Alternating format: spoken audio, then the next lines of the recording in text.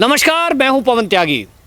The Kashmir file movie super duper hit हो गई है और 100 करोड़ के क्लब में शामिल हो गई।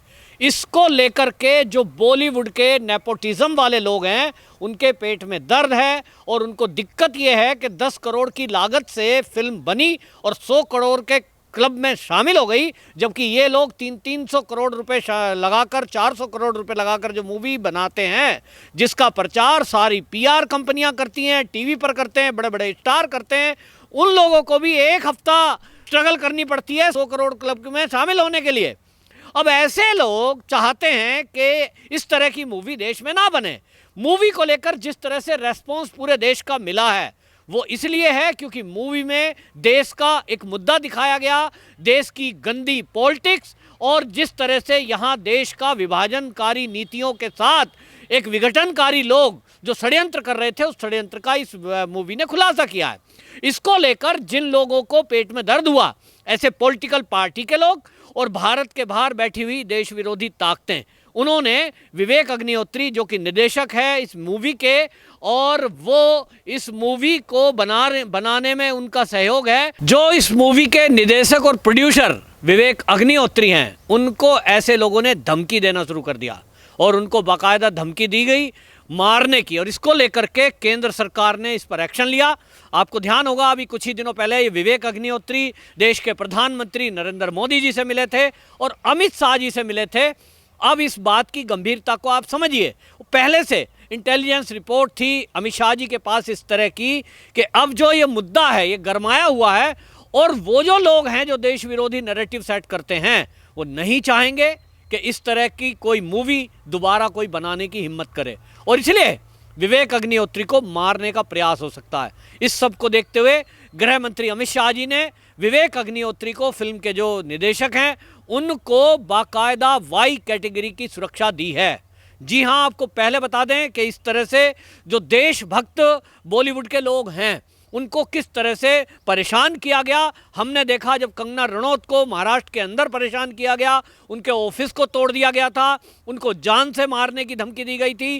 क्यों? क्योंकि कंगना रनौत नेपोटिज्म को लेकर सवाल उठा रही थी। कंगना रनौत बॉलीवुड में व्याप्त ड्रग के कारोबार पर सवाल उठा रही थी। वो देशभक्त मुद्दों को लेकर के हमेशा मुखर रही है, तो उनको भी धमकी दी गई। और जब भी केंद्र ने संज्ञान लिया, सोचिए अगर केंद्र में आज मोदी सरकार ना होती, इन ऐसे देशभक्त लोगों का क्या होता जो बॉलीवुड में अपना कैरियर बनाना चाहते हैं या बना रहे हैं। मेरे पास ऐसे बहुत सारे पर्सनली लोगों के फ़ोन आते हैं, लोग बात करते हैं कि हम जो बॉलीवुड में हैं, काम कर रहे हैं, वहाँ किस तरह से ग्रोह काम करता है। जो कोई देश की बात करना चाहे उसको तो वहाँ करने ही नहीं दी जाती। मतलब उनके हिसाब से चलना है। आप कोई मूवी बनाना चाहते हैं, आप कोई जो है सीरियल बनाना चाहते हैं, आप किसी फिल्म का प्रमोशन करना चाहते हैं, पहले उनकी इजाज़त लेनी पड़ेगी, जो बॉस हैं बॉलीवुड के, जो बिग बॉस हैं बॉलीवुड के। और इसलिए अगर उनकी मर्जी के कोई खिलाफ चलता है तो बस सुनने में यह आता है कि छत से कूदकर आत्महत्या कर ली। हालांकि इस तरह की आत्महत्याएं जो संदिग्ध होती हैं उनका अभी तक किसी का बहुत केसों में खुलासा नहीं हुआ है। तो इसको लेकर के सरकार ने संज्ञान लिया, सरकार ने मामले की गंभीरता को समझा। कंगना रनौत को वाई कैटेगरी की सुरक्षा इसीलिए दी गई और इसीलिए आप देख लें कि कंगना रनौत भी सुरक्षित है। यही विवेक अग्निहोत्री के साथ किया गया, विवेक अग्निहोत्री को भी ये सुरक्षा दी गई और उसका रीज़न यही है कि समझा जा रहा है कि अब इस देश में जिस तरह का अभी तक नैरेटिव चलता था कि देश के विरोध में बात करिए आपको लोग हीरो बनाएंगे, वो नकली हीरो, लेकिन आज असली हीरो लोगों ने खोज लिए हैं। देशभक्त लोगों ने अपना हीरो खुद चूज़ किया है और आज जो देश की जनता है, जो युवा है, जो द कश्मीर फाइल को सुपर डुपर हिट बनाने में लगी हुई है, उसका कारण यह है कि देश का युवा जागा है। हमारे भारत में 60% करीब युवा है। युवाओं को इस देश की समस्या, देश की गंदी राजनीति, देश के इसके पीछे षड्यंत्रकारी करने वाले लोग, किस तरह से ब्रेन वॉश करने वाली यूनिवर्सिटियाँ, इनके बारे में पता ही नहीं था। लोगों को लगता है कि यूनिवर्सिटी है तो पढ़ाई का काम होता होगा, पॉलिटिकल लोग हैं तो केवल राजनीति करते होंगे, हार जीत और बस ये देखते होंगे। किसी को ये समझ में नहीं आ सकता कि कोई ऐसा भी हो सकता है कि वो देश के विरुद्ध, यानी भारत के जो दुश्मन देश हैं उनके साथ मिलकर के वो देश के विरुद्ध पढ़ाई के जो संस्थान हैं, यानी जो डिग्री कॉलेज हैं, मेडिकल कॉलेज हैं, उनके अंदर कोई इस तरह की साजिश कर सकता है कि वो स्टूडेंटों का ब्रेन वॉश कर सकता है? ये चीज़ें खुलने के लिए माहौल चाहिए था। और अब जब से 2014 के बाद से केंद्र में मोदी सरकार आई है, ऐसे लोगों को माहौल अब अपने हित में लगा और इसलिए ऐसी मूवी आई हैं। निश्चित रूप से आगे से इस तरह की मूवियाँ आएंगी। और अब जो बॉलीवुड के लोग हैं, उनको तो एक उदाहरण दिखा दिया देश की जनता ने कि 10 करोड़ रुपए लगाकर एक हफ्ते के अंदर 100 करोड़ के आप क्लब में शामिल हो सकते हो, यानी 90 करोड़ का नेट प्रॉफिट ओनली एक हफ्ते में। और सोचिए अभी ये मूवी चलेगी, अभी तो और चलेगी, और कितना चलेगी, कितना अभी कमाएगी, इसका अभी कहना, अंदाज़ा लगाना मुश्किल है। तो ये है जनता की ताकत, ये है देशभक्तों की ताकत, यह है राष्ट्रभक्तों की ताकत और ये देश के युवाओं की ताकत। तो इस ताकत के आगे जो देश विरोधी ताकतें हैं वो परेशान हैं, और वो इसीलिए विवेक अग्निहोत्री जैसे लोग, अनुपम खेर जैसे लोगों को ट्रोल कर रहे हैं। हालांकि कुछ लोग इसको मूवी को लेकर ट्वीट्स कर रहे हैं। उमर अब्दुल्ला जो कि फारूक अब्दुल्ला के बेटे हैं, वो एक ट्वीट कर रहे हैं और वो क्या बता रहे हैं लोगों को, कह रहे हैं साहब ये जो जिस समय जेनोसाइड हुआ उस समय आपको ध्यान करना चाहिए। हमारे जो फादर थे वो, यानी अपने पिता को कह रहे हैं वो, कि फारूक अब्दुल्ला सीएम नहीं थे।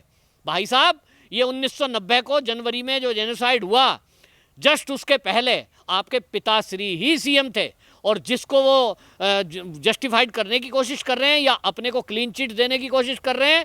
केंद्र में कहते हैं राजीव गांधी नहीं थे, तब तो बीजेपी के समर्थन से वीपी सिंह की सरकार चल रही थी। तो यहाँ भी सुन लें कि ये केवल एक फैलाने की बात है।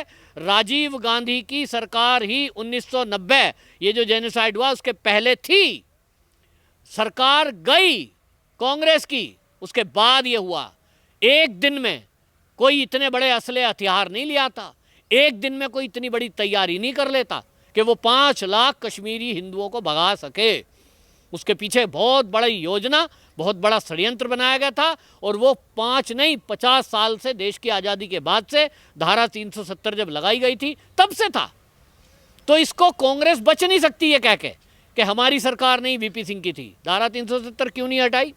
वीपी सिंह हटाता, वीपी सिंह की सरकार ने भी नहीं हटाई, बात अलग है। लेकिन आप अपने आप को ये बचा लोगे ये कह करके? अभी तो पूर्व डीजीपी ने खुलासा किया है, जो जम्मू कश्मीर के पूर्व डीजीपी थे, उन्होंने कहा है कि बहुत कम लोगों को पता होगा कि फारूक अब्दुल्ला सीएम थे, देश में प्रधानमंत्री राजीव गांधी थे, उनके समय में 70 आतंकवादियों को छोड़ा गया, ऐसे डिसीजन हुए। आज वो पूर्व डीजीपी हो गए हैं, तो उन्होंने वक्तव्य दिया है। नौकरी रहते तो कोई बोल नहीं सकता था, और ये जो पूर्व डीजीपी है वो भी आज बोल रहे हैं, क्योंकि उनको लग रहा है कि आज देश के अंदर राष्ट्रभक्तों की सरकार है, उनके ऊपर कोई हमला करने की कोशिश करेगा तो उनकी जान बचा ली जाएगी।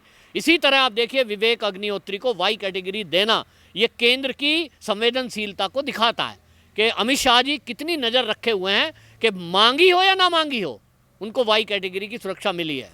ये मांगी नहीं है अग्निहोत्री ने, उनको मिली है, सरकार ने दी है, क्योंकि सरकार ऐसे हर मुद्दे पर नज़र रखे हुए है, ऐसे हर व्यक्ति पर नज़र रखे हुए है जो देश हित में काम कर रहा हो और किसी की जान को खतरा हो।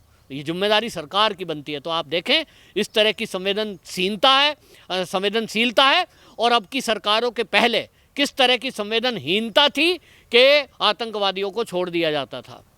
ये जो मुद्दे हैं इनको जानना जरूरी है देश के लिए, और अब देश का युवा जान रहा है, और मूवी ऐसी बन रही हैं, सीरियल ऐसे बनने की ज़रूरत है, और ऐसे इतिहास को भी लिखने की ज़रूरत है। अब ये मांग की जा रही है कि इस तरह का इतिहास भी स्कूलों की किताबों में पढ़ाया जाए कि हमारे देश में वास्तव में हुआ क्या था, हमारे देश के अंदर वास्तव में हो क्या रहा है।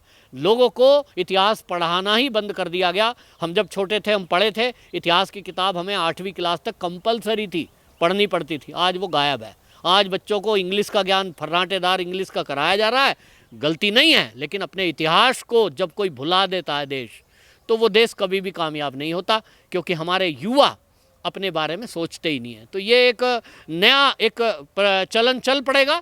और अब बॉलीवुड जो अभी तक नशाखोरी और फलानी नेपोटिज्म को लेकर के बदनाम था, आज वो देश के हित में सोचने लगा है। उस तरह की मूवियाँ बननी शुरू हुई हैं, इस तरह का माहौल बना है। और अब जो ऐसे अग्निहोत्री जैसे डायरेक्टर रहेंगे, निर्देशक रहेंगे, निश्चित रूप से उनके लिए एक माहौल देशवासियों ने तैयार किया है। और सरकार ने भी जिस तरह से संवेदनशीलता दिखाई है चाहे वो मूवी के प्रमोशन को लेकर केंद्र सरकार ने एक कानून बना दिया कि जो भी कोई इस लिंक को सेंड करेगा सोशल मीडिया पे उसके खिलाफ कार्रवाई की जाएगी, और इसी तरह अग्निहोत्री जी को वाई कैटेगरी की सुरक्षा देकर ये सरकार ने जता दिया है कि जो देश के साथ है सरकार उसके साथ है। वंदे मातरम।